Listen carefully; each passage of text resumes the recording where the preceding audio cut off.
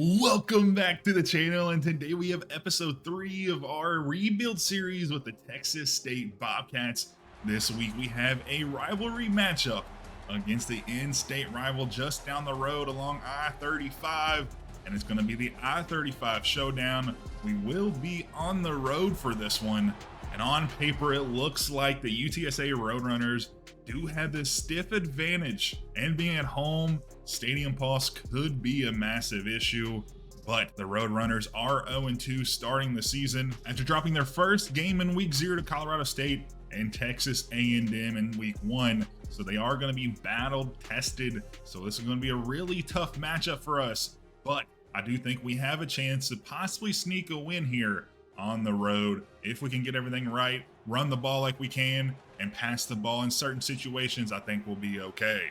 But we were able to get an upgrade as well to our coach in last episode. We have 12 coaching points now. Everything costs 8, so we're not going to be able to get those 2 upgrades. And we were focusing on running backs, and we're going to stick in the same way. We're going to get a boost to trucking and break tackle here, which is going to be good for us. But once we get to that, the boost on spin and juke and ball carrier vision, it's probably going to even be better. Then we'll probably start to spread out. We'll probably dip into offensive line since we do need a lot of help in that area. We just don't have the best offensive linemen, and these boosts really do improve your line. So it's going to be a good one for us to get here in a few weeks. But after last game, getting that win against Eastern Michigan at home, we had a really decent outing, especially from our quarterback, Holden Geriner. He had 17 completions on 20 attempts, 85% completion rate, which is really, really good. Only 138 yards. We have updated the settings to 12-minute games with 16-minute rundown clock. So we should see an increase in all the stats. This is a little, I think we had the second worst yards per game in the country, only ahead of Navy, which should never be the case. So we're going to up that and see if we can get better stats throughout the games. But we had 2 touchdowns, no interceptions, yard per average, good stats all the way around here for Holden.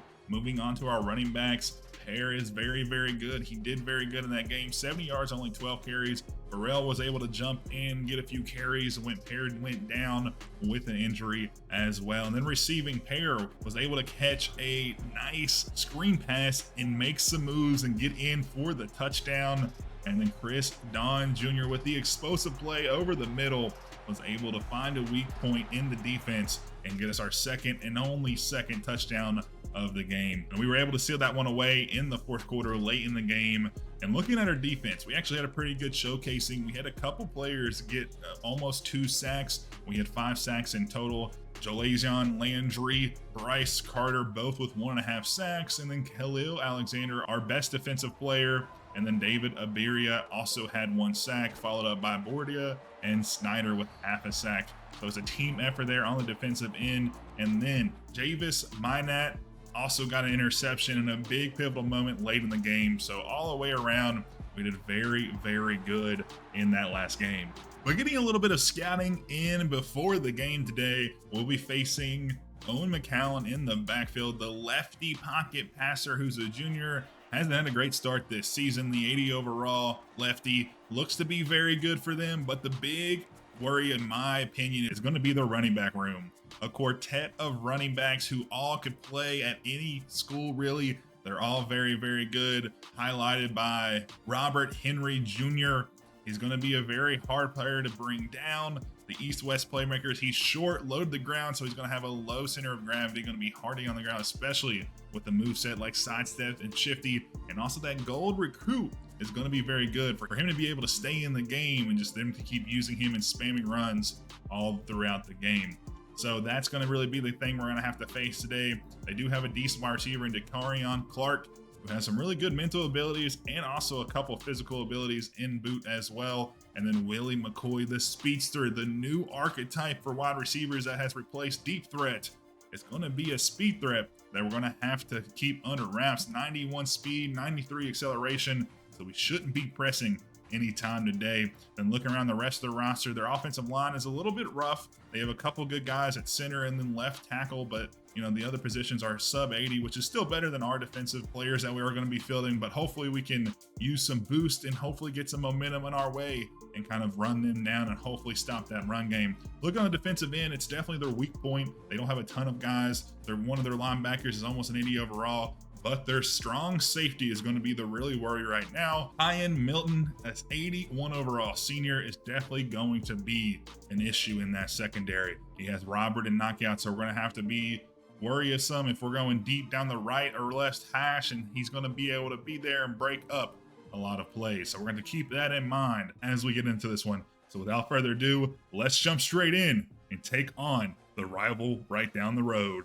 And as we get into this one today, we will be in the Alamo Dome in San Antonio to take on the Roadrunners of UTSA in our very first rivalry game here as the head coach of Texas State. Hopefully we can get more of these throughout the series and possibly throw in Sam Houston State as well, since they are our second rival in the FBS.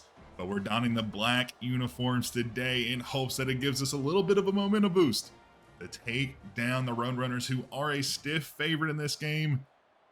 But we will enter this one as the Roadrunners will receive the kick off to start the game. A look at our head coach and a look at the last meeting here where Texas State took them down by 39 points and got their first win in the matchup to go down 5-1 in the series.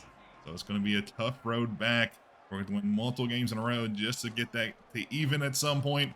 But the first play of the game will go to Robert Henry Jr., their star running back in the backfield. Second play, a little bit of an RPO action with Ryan Nolan coming in to break it up and stop it at the line of scrimmage. This side out to the right, hash mark will go number 19, and he'll get a ton of yards back there. UTSA will run a no huddle. We'll see this throughout the game a little bit. They're going to use it sparingly. They're not going to run it a ton, which is a good thing, since last year, any team that ran no huddle did it about 45 times a game. But Henry Jr. will shake off a tackler and dodge a second as he gets his second rush, already up to 14 yards here. 2nd and 1. The Roadrunners, a quick throw out to the left-hand side, one man to beat, and he gets knocked up and is slowed down. They're able to make the tackle there at the 42. Another 1st and 10. Back to Henry Jr. Open field in front of him. Tries to make the move, but gets blown up in the process as our safety was able to save a touchdown there. This side out to the right-hand side again. But this time an injury on the play. Kamar Missouri, the right guard, will go down with a rib injury, it looks like. Owen McCowan under pressure, rolls out to his right-hand side, and that will be a big sack by David Abiria. Our right edge was able to run him down before able to cross the line of scrimmage, and it'll be a loss of 2 on the first big sack of the game. Can this swing the momentum back in our favor? As we'll get another look at it here in slow-mo. Not a big hit, just able to wrap him up at the waist, but it was enough to stall this drive just a little bit as they've been moving down the field. Hit as he throws. Henry Jr. shakes off a tackler out there at the 10-yard line. On the 9 now. Henry Jr. getting an upgrade to his ability. He's getting hot now, and this time blown up in the backfield by Khalil Alexander. Our star edge player out there will stop this drive in its tracks. 4th and 10 now, as we'll take another look. He just was unblocked, read it perfectly as McCowan tried to keep that one and take it himself. Should have given it to Henry Jr., but they will settle for 3 here, going up early. 3-2 as they net that field goal. And the coach is excited, but now the boys will get it for their first possession of the game as Anderson takes the kickoff, gets us to the 21-yard line as we get another look at our head coach, and Lincoln Perry, or Pear, not sure how you pronounce it. A comment in our last episode said Perry, so we're going to roll with that for now. But the Bobcats will come out here with the team lined up for their first possession, and over the middle, Titus Lyons will be wide open and get a ton of yards there. As we get a look at Gurnier's last stats from last game. A handoff this time to Perry. He'll net a few as well. 2nd down and 8. He'll take a quick snap across the middle. Bo Sparks up in the air, able to make the catch and come down with it. 3rd and 4 now. Looking like a play action pass here. He fakes a handoff, but hits the running back out there in the flat. He tries to make a move, but is stopped by a good tackle out there by the linebacker for the Roadrunners. Empty set now. We'll put Lions in motion here into the backfield as he'll come out on a little Texas route, but Anderson will get a gain of 3. A little bit just a pump and dump scheme here by the Bobcats, just getting a couple yards, just moving down the field steadily. This time Burgess Jr. in the backfield, a handoff to him. He'll gain 4 as Garnier will roll out to the right-hand side and hit Lions again. Second reception of the day. Another first down as the Bobcats keep moving the chains. Garner will roll out again, and another great catch by Sparks this time. Kept his feet in bounce as he was parading up in the air. This time on the screen, Burrell cuts back, breaks the tackle, but gets tackled into the end zone as the Bobcats will go up 6-3 and take the lead on the Rivals here on the road as the team is fired up and the local fans who didn't have that far of a drive down I-35 will be going crazy as we'll get a second look as he was just great play there, great read, able to bring in the defense, stay calm, dump it off to his running back as we're going to look and like that pressure. But they brought 5 or 6 players and they were completely full. A perfect time to pull that one out of the hat. And on the next drive, 2nd and 9 will be the 3rd sack of the game. And the Bobcats are smothering McAllen in the backfield. They are absolutely torching this offensive line. And that was Michael Nwoka on the sack there. Another one for him. That will get his 3rd sack of the season as all of the boys on the defensive end are showing some stellar play so far. 3rd and 15. A ton of pressure. McCown will rush out to the left-hand side. He'll scramble and he'll just take the slide down to the 22. And that'll be a 3 and out. And the Bobcats are looking to pull off the upset. But on the next drive, with a chance to get the first down, he had the wide receiver open. Garner will overthrow him. And as we go into the second quarter, we'll look at the stats as the Roadrunners will get the ball back. A ton of passing yards, which is atypical of the typical game plan for the Bobcats. They want to typically stick to the ground and run it a bunch and throw situationally. But it looks like the secondary is getting beat today on the Roadrunner side as Henry Jr. takes it for a scramble of 2 there up the middle. As we'll go with him again. This time gets the first down as he sheds the first tackler and was able to keep it trucking. He has 7 carries for 47 yards so far today. This time out in the backfield, and he looked like he was dead to rights, but the little spin move will get him away. And as we get another look at it, just absolutely lost the defender and was able to turn nothing into something. As it looked like a loss, but he was able to make it a big gain. Out to the left-hand side, they'll get the first down as David Amador II has been a big target for McAllen so far. This time the big tight end across the middle as he stretches it out, but not enough for the first down. And another play where Henry Jr. sheds a tackler and turns a loss into a gain as he gets his 8th carry and crosses the 50-yard mark early on in this one. As another time, this tight end not able to get the first down. Houston Thomas was just so close. Another 3rd and inches. This time they'll choose to pass it on RPO and wide open field for Clark. And he will be tackled at the 1-yard line as McAllen is 12 for 12 with over 100 yards passing.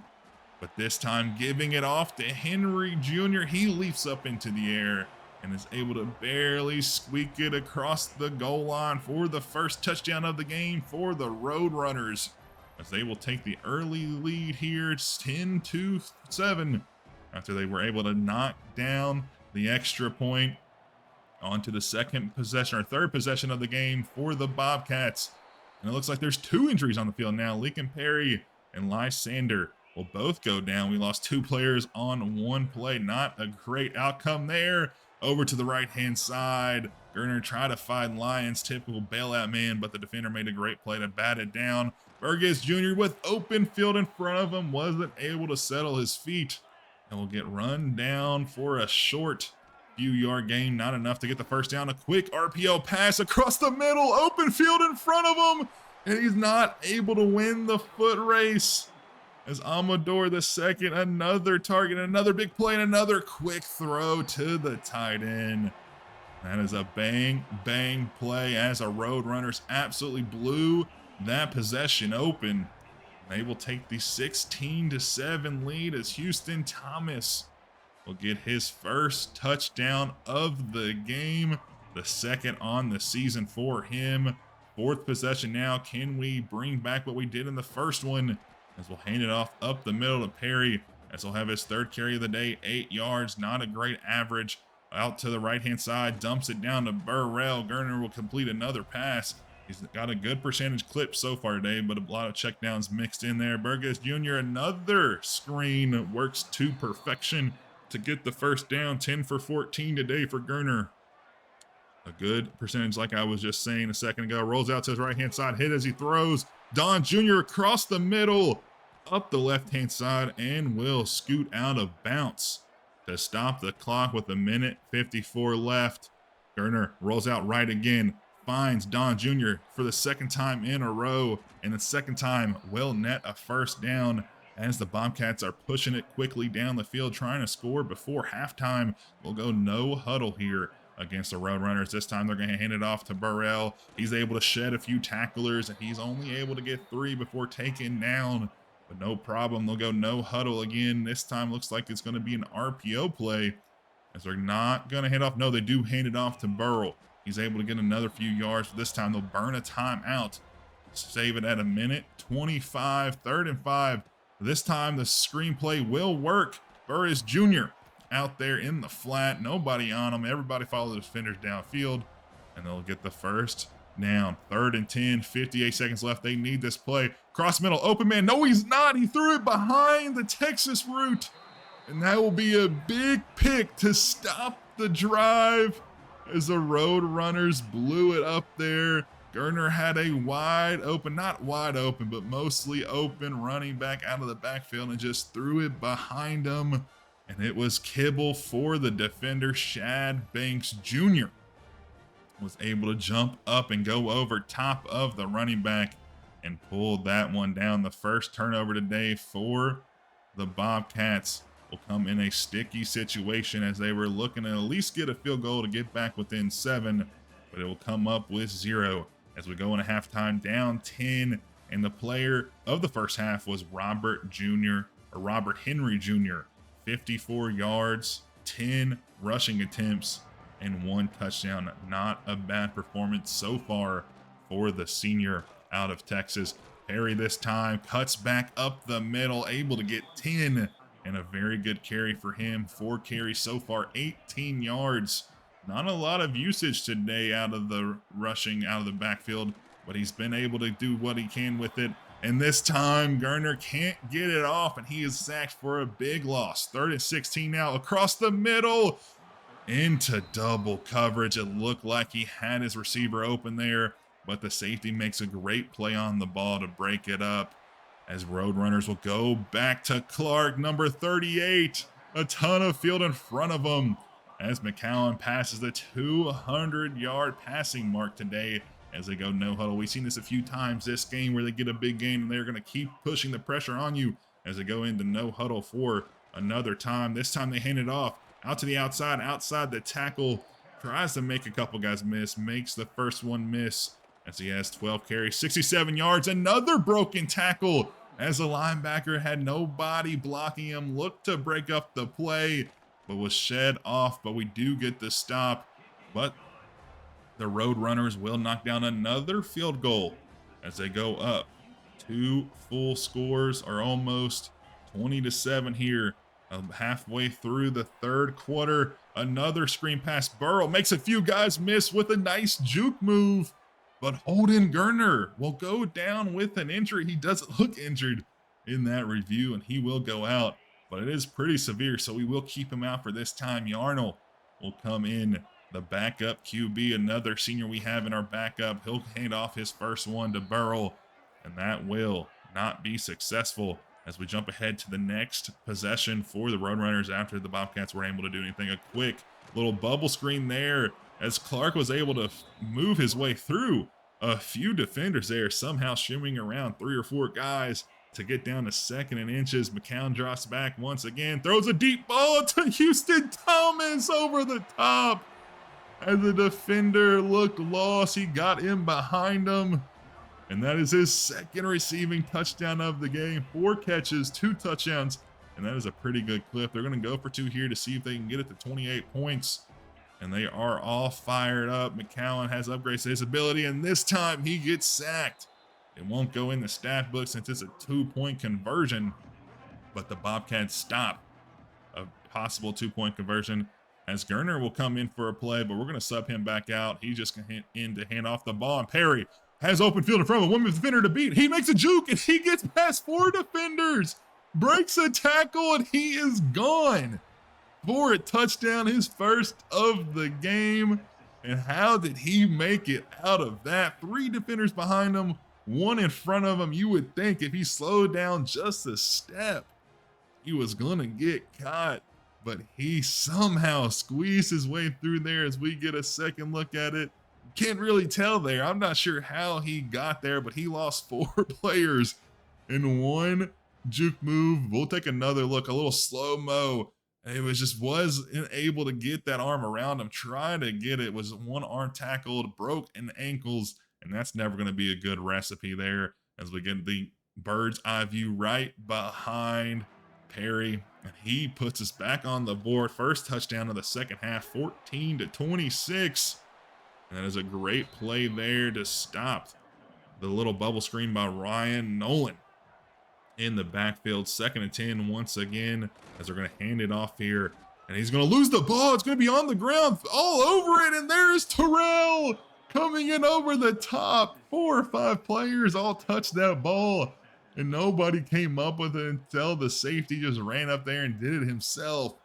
And this could be a big swing of momentum after the touchdown in the last possession for the Bobcats. They have great field position here inside their enemy territory, inside the 20 now, as Perry gets the handoff, sheds a tackler or 2.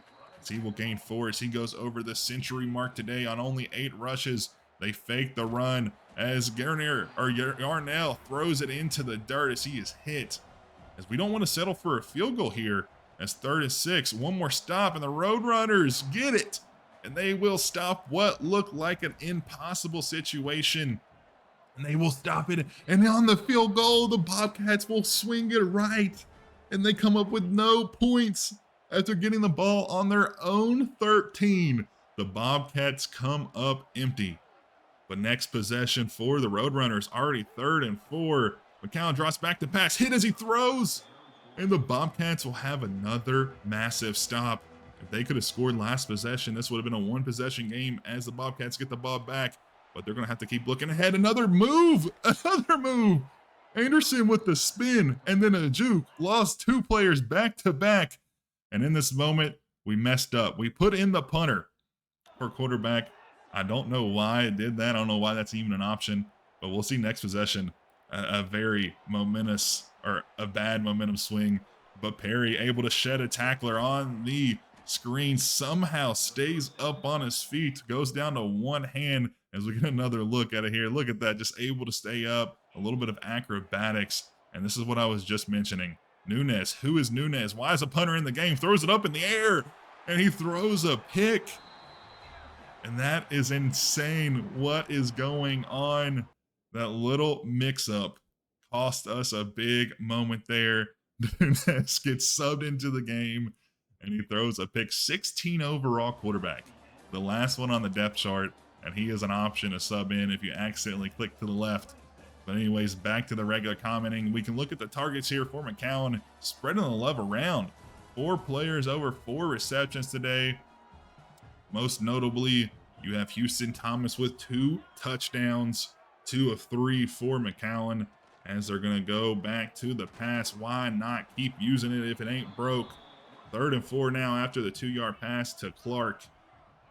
Another possession here. If we can get a stop, possibly do something with it. A deep ball down the left-hand side. A jump ball could have been a pick, but the big wide receiver in Clark was able to break it up from the defense. It looked like it was going to be an interception. This time, another screen, but doesn't work out. Not able to break the tackle, not able to be wide open either. Across the middle to Burrell. He'll get tackled as he catches it, but not enough. As they'll be 4th and 2, as we're going to punt this one away, as Yarnell, the backup quarterback, is in punting. And everything is just blown up now. That one minor mistake in the subs has caused an absolute chaos in the roster right now. What is going on? There's just confusion all the way around the field, and seems to be no way to fix that unless you're in the moment and change them, so you're going to have to sacrifice a punt. But anyways, as Henry Jr. gets through the hole, as the hole was wide enough to drive a semi through, and so he'll get to 85 rushing yards. But this time, McCown's going to keep it on the read, cut back, and into a couple defenders as he gained a few yards there, as he will cross that 25-yard mark. This time again to Henry Jr., as they are just trying to cut the time down. He'll get his 20th carry of the game, as they're going to go back to that little screen, the RPO screen action, for another short conversion and a first down. Henry Jr. once again gets it, and he will get in for another touchdown for the Roadrunners. And this one is more than likely out of reach for the Bobcats with under 5 minutes left to go in the 4th quarter. And this is just a very, very disappointing time, as we had multiple opportunities to possibly do something after that big fumble, the turnover on downs, just a ton of time to do stuff. And now with under 5 minutes left, the Bobcats will have a big play by Burgess Jr. as he stretches it out to get past the 50. And what a play. Maybe we're not dead yet. 1st and 10 on our own 49. Across the middle goes Barnett on the little Texas route to gain another 7. We're going to go no huddle here. It's got to save as much time as possible. Down 3 scores. Another screenplay. Burrell wide open, cuts back with a little juke move, has some green grass in front of him. He's one man to beat, and he's not able to beat him. Not like Perry earlier in the game. He wasn't able to get the juke off. So we'll be down inside the 10. We'll put the wide receiver in motion to the right-hand side. We're going to fake the run, and across the middle, tight coverage. Tight window to fit it in there, but Nate Yarnell threw a dot to Lyons across the middle, right over the top of the linebacker. Hands it off to Burrow this time. Not enough. Just inches away. And we're going to go back to the run game to get it across the line this time, as we'll score our 3rd touchdown of the game to make this a 2-score game. As we'll knock down the extra point, 21-33. We're going to have to get really 2 quick turnovers or something crazy if we want to come back. If they get a first down here, it's pretty much all said and done. And McCowan keeps it on the quarterback read, and he's able to get that first down and put this one away. But outside of the boneheaded issues at the end there, I think this was a decent game for us. Could have been better, but what can you do? But as we get out of that game, we'll say there was just some interesting things that could have cost us the game. We lost by 12 points, so 2 scores. Honestly, outside of the issue where the kicker came in for the quarterback at some point, and then our quarterback was playing punter for a few possessions there towards the end, I think all in all, it was a good game. Looking at the stats comparison, obviously UTSA had a better game than us. They scored in every quarter. They're going to have better offense numbers. But all around, I think the offense played a little better, so I think the settings we have going forward are going to be good. We may adjust things here and there, but for right now, they're looking to be very good. Passing yards, they had almost nearly 300. They had a very good completion percentage. It doesn't show it here. I guess it's still a bug that they have. But looking at the stats for the players, Owen McCallum had a 90% completion percentage, and that's not going to win you many games if you're going up against a guy who throws for 90% completion percentage and almost a 190 quarterback rating. So he had a very, very good game all around. But outside of that, there's still some positive. We got a ton of sacks. We got to the quarterback a ton in this game, especially early on. We thought we were going to have a chance to get some things going for us. Coming out of that first quarter, we went up early, 7-3, taking the lead, but they were able to bounce back with 2 touchdowns in that second quarter. So overall, I feel like it was a good game. But looking at some of our player stats, Nate Yarnell came in late after Greener got hurt. He is not injured. He was just out the last portion of that game. A few possessions that Yarnell were in when the punter wasn't subbed in for some reason, he actually had a good performance. 8 for 11 on completions, 76 yards, didn't throw for any touchdowns, didn't throw any picks either. So that's really good coming off of the bench.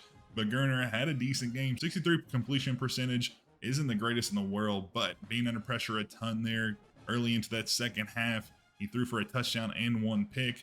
Not a terrible performance, definitely a dip down from his last performance. But moving on to our running backs, it was a little bit of a running back by committee today.